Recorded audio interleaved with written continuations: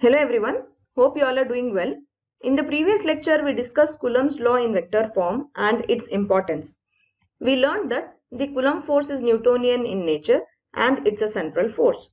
There is another important speciality of Coulomb force, that it is conservative in nature. It means that the work done in moving a point charge along a closed loop of any shape is zero. But why is it zero? It is zero because the work done is equal to the product of force and displacement. In a closed loop, charge always ends up from where it begins its journey. If this is the case, then the charge will have traveled a distance, but its displacement becomes zero. That is, work done will be equal to force into zero, thereby making work done nil. Till now we have discussed the electric force between 2-point charges. Let's now learn to deal with more complicated charge distributions and how to use Coulomb's law in this scenario. The concept of the force between multiple charges is given by superposition principle. If there are more than two charges and you want to find the force on one charge due to all other charges, then you can use this principle. Because if you are calculating the force between two charges, the presence of other charges won't affect this force. Now consider three charges Q1, Q2 and Q3, and our aim is to find the total force on Q1. For this, we first find the distance between the charges. If we measure the distance from Q2 to Q1 towards Q1, then the displacement vector will be R21 and its unit vector will be R21 cap. Similarly, if we measure the distance from Q3 to Q1, the displacement vector will be R31 and its unit vector will be R31 cap. And let the position vectors of Q1, Q2 and Q3 be R1, R2 and R3 respectively. Note that here we are talking about only like charges. Therefore, the force will be repulsive and force will be exerted by charge Q2 on charge Q1 in the outward direction. We call it F12. Similarly, force exerted by charge Q3 on Q1 will also be in the outward direction because it is a repulsive force as well, and we call it F13. The total force or net force F1 on charge Q1 will be in the outward direction of position vector R1. Here we can use Coulomb's law and then apply superposition principle and calculate the force easily. For this, first we find the force on Q1 by Q2, then we find the force on Q1 by Q3, and then the net force on Q1 will be the vector sum of these two forces. That is, according to Coulomb's law, F12 will be equal to K into Q1 into Q2 upon R21 square multiplied by the unit vector R21, and the force F13 will be equal to K into Q1 into Q2 upon R31 square multiplied by the unit vector R31. Now having these two forces, we can apply superposition principle, which says that the net force on a given charge is the vector sum of all forces acting on it. Therefore, F1 will be equal to force F12 plus F13. Substituting the values of F12 and F13 in this expression, we get the total force F1, which is the vector sum of both the forces F12 and F13. And if there is a nth charge Qn, then its position vector be Rn and displacement vector be Rn1 and its unit vector is Rn1 cap, because this is moving towards charge Q1. Now, net force on Q1 will become the vector sum of all the forces up till Fn. Substitute all these values of forces and take K and Q1 common by putting brackets over the expression. Then you can write the general form as K into Q1 into summation I is equal to 2 to n Qi upon Ri1 square into Ri1 cap. Here we take summation as a symbol which includes all the terms which are being added, and here I is equal to 2 till n because the charges which affect Q1 are starting from Q2 up till Qn. Also we wrote Qi and Ri here to make clear that the value of I can be substituted here by following the value of I in the summation. Dielectric constant K can be written as 1 by 4 pi epsilon naught. Therefore, F1 is equal to Q1 upon 4 pi epsilon naught summation I is equal to 2 till n into Qi upon Ri1 square into Ri1. This will be the total net force on charge Q1. Suppose two charged particles Q1 and 2Q1 are given and they are separated by a distance L.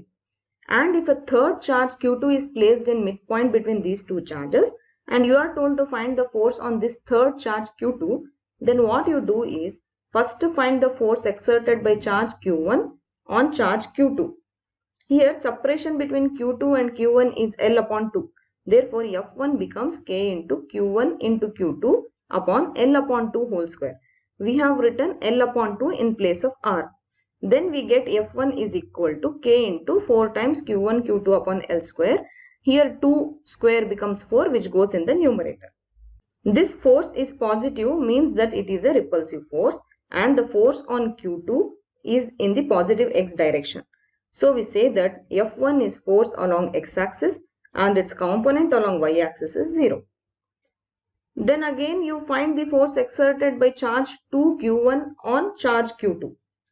So for this you find F2, we write 2Q1 in the place of Q1 because we have 2Q1 charge now in place of Q1 and then divided by L upon 2 whole square, which gives us force F2 is equal to K into 8 times Q1 Q2 upon L square. Here also force is along x direction but it is in negative x direction and its y component is 0.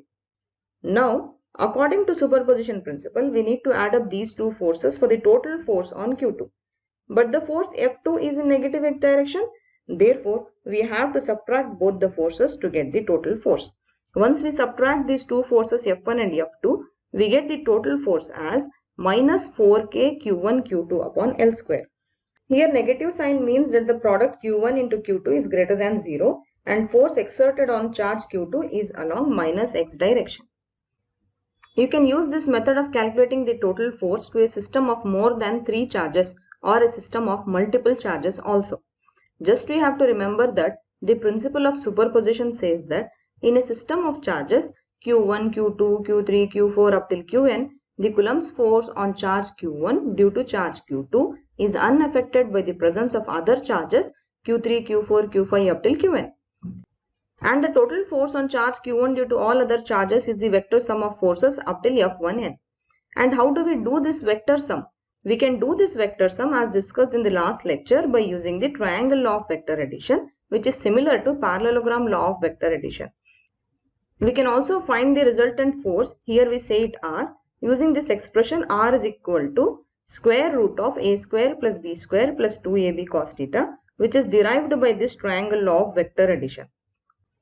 And how do we get the resultant force is just by shifting the vectors. One of the speciality of a vector is that if its magnitude and direction is not changed, it can be shifted from one place to another and this shifting won't affect your calculations. Instead, it makes your calculations easy, and because force is a vector, we can shift these forces and then find the resultant force easily. Only thing is that we have to keep in the mind that the direction of force is taken properly. Let us try to understand how to take the direction of a force with an example. If an electron and a proton are each placed on the x-axis at a distance L from the origin as shown in this figure, and another electron is placed to the right of the proton as shown, the direction of the electric force on the electron 2 is, the options are in the plus x direction, in the minus x direction, or the force is 0. Here electron 1 and electron 2 will repel each other because they are like charges, while proton will attract the nearby electron 2 first. Since all the charges have the same magnitude and proton is closest to electron 2, its force is largest in magnitude. So net force on electron 2 is to the left along x direction. So the answer will be minus x direction. Let's solve a couple of problems to make things more clear. 4-point charges QA is equal to 2 microcoulomb, QB is equal to minus 5 microcoulomb, QC is equal to 2 microcoulomb and QD is equal to minus 5 microcoulomb are located at the corners of a square ABCD of side 10 cm. What is the force on a charge of 1 microcoulomb placed at the center of the square? Now this is a square given, therefore all sides of these square are going to be equal and then its diagonals will be equal and O will divide them equally. Therefore, this AO, OC, OD and OB will be equal. And then charge of 1 microcoulomb is placed at the center of the square. And it is given that charges QA and QB are equal and charges QC and QD are equal. Now charges at the opposite vertices are same here. Therefore, equal and opposite forces will cancel each other. And the net force caused by these 4 charges placed at the corner of the squares on this charge of 1 microcoulomb which is placed at the center will be 0. So in this type of situation where a symmetrical figure is given and similar charges are placed on the opposite vertices, then the net force on any charge placed at its center will be 0. Let's move on to next problem. Consider 3 charges Q1, Q2, Q3 each equal to Q at the vertices of an equilateral triangle of side L. Then the force on a charge Q placed at the centroid of the triangle will be. See here, an equilateral triangle is given with same charges Q at its 3 vertices and a charge of capital Q is placed at its centroid. Here by symmetry all the forces will be equal and angle between each force will be 120 degree because this is an equilateral triangle. This type of forces which are coplanar with equal magnitude and equal angle between them are explained by a theorem called Lami's theorem. It states that in this type of situation the resultant force is 0. So net force on charge Q placed at centroid is going to be 0. The another way of solving this problem is by using shifting vectors, which is a bit lengthy. Our aim should always be to save time and find right solution from JEE, NEET, MCET and KCET perspective. So here net force on charge at the centroid is 0 because of equal forces acting on them and these equal forces have equal angle between them. Okay then, that's all for this lecture. Shall meet you in the next lecture with new concepts and new ideas. Till then, take care of yourself and keep learning. Thank you. Bye.